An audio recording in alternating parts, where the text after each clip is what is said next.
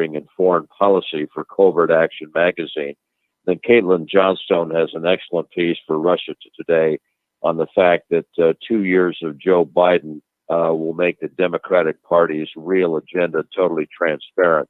So I don't think this is going to be at all different from what we have had under Donald Trump in broad design, at least in terms of foreign policy.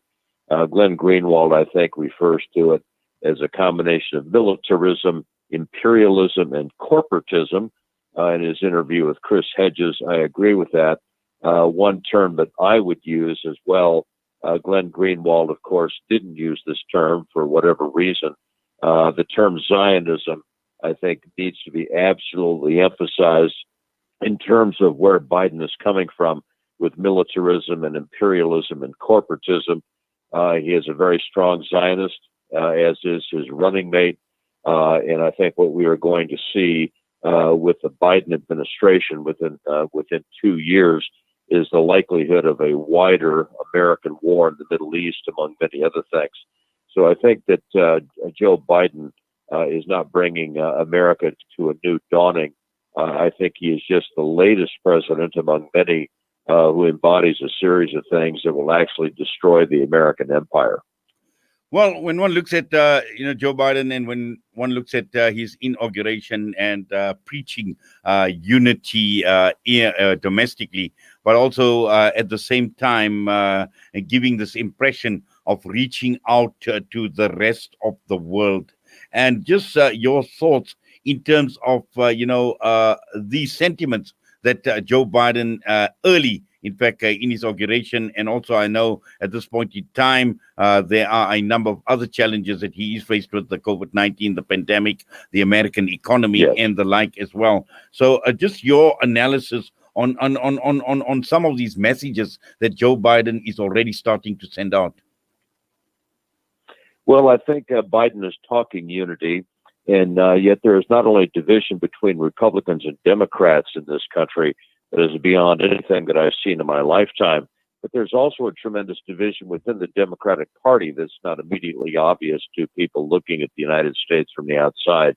Biden, I think, and this is where I think Glenn Greenwald is speaking absolutely correctly, Biden is the embodiment of militarism and imperialism and corporatism. His history of supporting the United States in all kinds of heinous activities abroad goes back many, many years. The Jeremy Kuzmarov pieces for Covert Action magazine get into all of the details.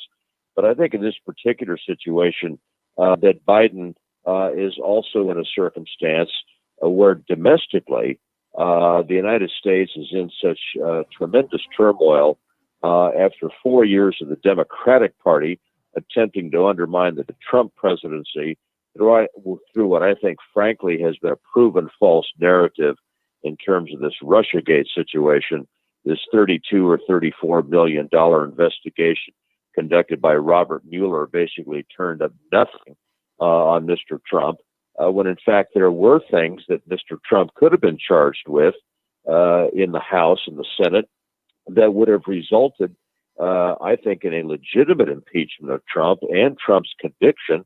The classic example of this is the Soleimani assassination going back to the 3rd of January of last year. This was clearly a crime on Donald Trump's part, and had the House of Representatives impeached him for that, the Senate should have convicted him for that. And yet, interestingly enough, that was never mentioned by the Democratic Party in terms of Trump's impeachment. They chose to attempt to drum up a false case of impeachment for Trump in terms of whether or not he had made a phone call to the president of the Ukraine to check into the activities of Joe Biden and his son Hunter Biden in the Ukraine. The Democratic Party made a big deal out of that, ignoring evidence of all kinds of criminality going on with both Joe Biden and his son in terms of this Burisma Holdings scandal. But at any rate, whether we're talking about Biden's history of corruption or we're talking about Donald Trump's history of corruption, the fact of the matter is that when it comes to foreign policy in particular, you start talking about Zionism, militarism, American interventionism abroad, support for assassinations and coups d'etats, all of these kinds of things, sadly enough, have a bipartisan two major party history of support for these kinds of things. And this, to me, is the most distressing aspect of this, is that in this miserable presidential campaign that we had that was pathetically conducted both by Trump and Biden, the real issues of war and peace and what it is that the United States is doing in the Middle East in particular, and also with Putin's Russia and Red China, this was all put out there on the periphery. And we largely had a shouting match going on between the two presidential candidates that really didn't cover, I think, the most serious issues that the American people need to weigh very carefully in terms of the very dangerous course that this country has been on just since September the 11th, 2001. No serious discussion of that took place, again, in these presidential debates or in the campaigns generally. And so the American public, in changing horses from Donald Trump to Joe Biden, is largely left with a situation where the same dangerous course of action in terms of war and conflict and foreign policy is not going to happen. We're going to continue to go down the same pathway. Also, Trump added $3.7 trillion to the American national debt in this COVID crisis. Biden, right off the bat, has added another $1.9 trillion to that debt. And when you consider the level of national debt in the United States, this overextension of military empire, and then an absolute polarization of Americans on social issues, this is going to be a very, very rocky 2 years for Joe Biden. And frankly, with this health situation, I wouldn't be surprised if within 2 years of this inauguration that Kamala Harris may well end up as the president of the United States. Well, it's quite an interesting analysis coming through from you, Mark. And as always, we thank you. We do appreciate you taking time out and talking to us here at Salam Media on News and Views. We wish you all the best, and we wish you safety. We wish you good health, and please take care of yourself. Hey, God bless you, and God bless all the folks there at Salam Media and in South Africa generally. Mark Dankoff, ex-U.S. candidate, Senate candidate for Delaware, on the new dawn for the United States of America, and it's all about the Joe Biden presidency. They say breakfast is the most important meal of the day, yet many children go to school hungry because of poverty. Penny Appeal's Breakfast Club aim to get a warm, hearty meal to underprivileged children so they can spend the day prospering in their schoolwork. Help feed a needy learner by visiting our website on www.pennyappeal.org.za or call 031 1100 573 to find out how you can donate. Penny Appeal. Small change, big difference.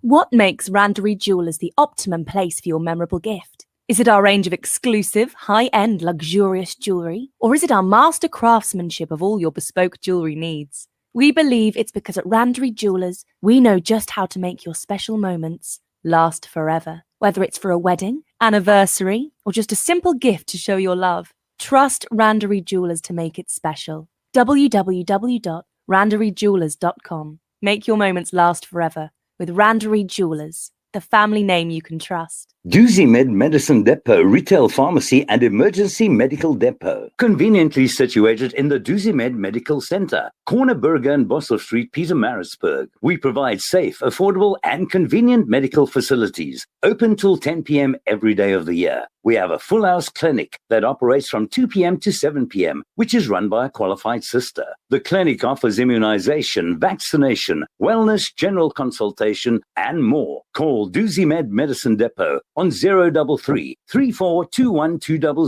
DoosieMed Medicine Depot, your pharmacy of choice. Rejuvenating media day by day. This is Salam Media.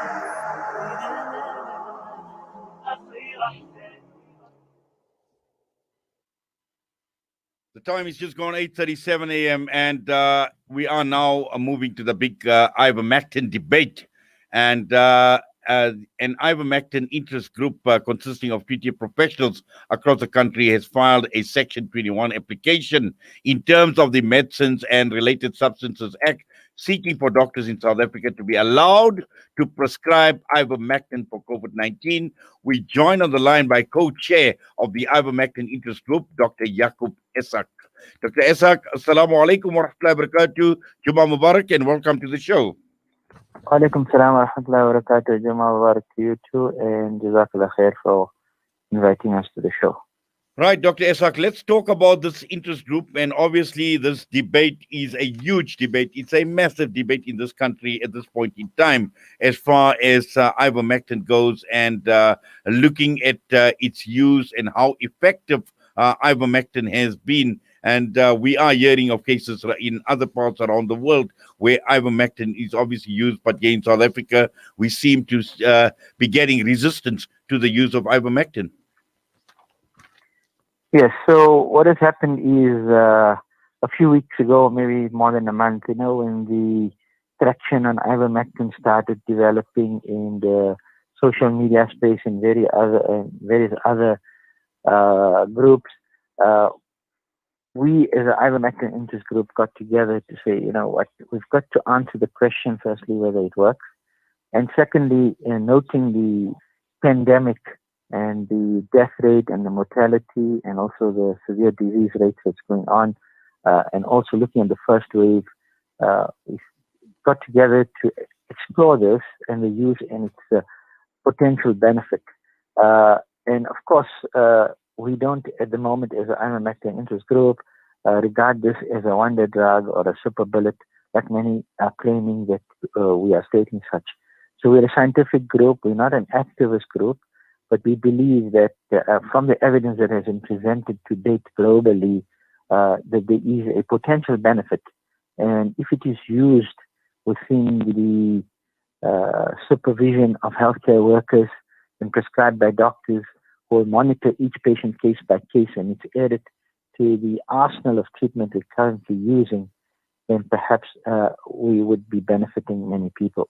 Yes, at this point in time, Dr. Essaq, it's about exploring the potential of ivermectin from what I've read. And this is the reason why the Section 21 application it has been filed for doctors to be allowed to at least prescribe ivermectin.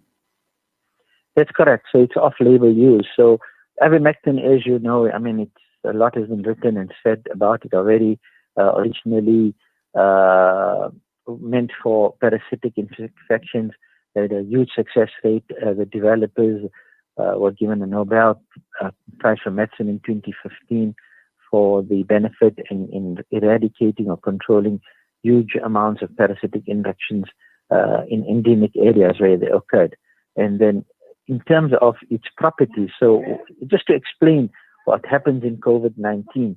COVID-19, you get a virus infection that we all know, but then the subsequent reaction that the body goes through is one of inflammation and, of course, a high viral load in certain people. People then develop various complications, low oxygen, which we know about, and also complications of the vascular system. And the doctors who initially saw the benefit in the healthcare workers of ivermectin found additional properties over and above the antiparasitic benefit, and that was antiviral and anti-inflammatory. So we feel as a group that, making an application to SAHPRA to allow for it as emergency off-label use while ongoing data is coming through. And again, there's a lot of data coming through. It will be coming more and more, will be coming through in February and March. So it should be allowed to be used as an add-on. There are many other drugs that have been given a similar privilege, for want of a better word, for the same use. And some have not shown the benefit that they were initially thought to provide. So why the resistance against ivermectin? Well, obviously, there are political, there are economic, there are other vested interests as far as pushing the vaccine agenda goes. And that is no hidden secret. but also looking at the World Health Organization and the direction that the World Health Organization is giving to the entire world in terms of the use of vaccines over ivermectin. And I think this obviously is an important issue. It is an